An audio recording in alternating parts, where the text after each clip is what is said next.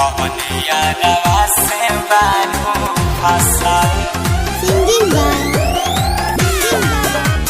गौरव ठाकुर।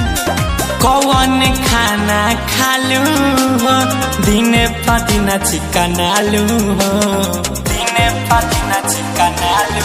ए कौन खाना खालू हो दिन पदिन चिकन आलू हो, तारा दिलावा में के बाधा साल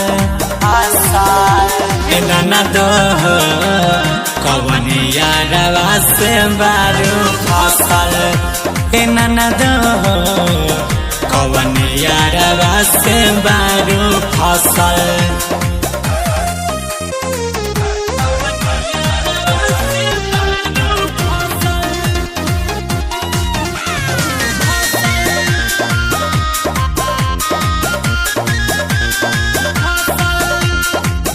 ओढ़नी लुटाइला तोहार ओठावा चुसाइल बा, लागता कियो खारी में धनवा कुटाइल बा, धनवा कुटाइल।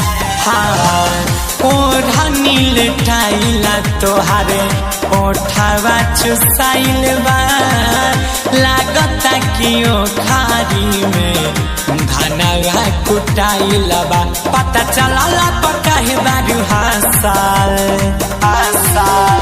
एना दो कवनिया रवा से बारू फसल। एना दो कवनिया रवा से बारू फसल।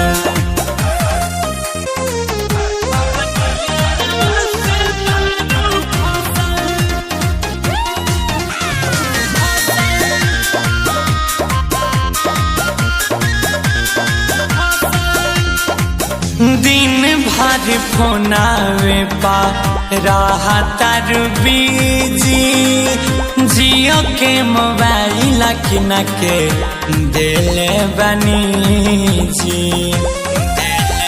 सुना तारू दिन भर फोनावे पा रहा तारू बीजी, हो राजी मोबाइल किन के देले बनी जी। राजकुमार गौरव से चले चाकार एना दो कवनिया रवा से बारू फसल। एना दो कवनिया रवा से बारू फसल। कौन खाना खालू हो दिन पदिन चिकन आलू हो, तारा दिलावा में के बाधा साल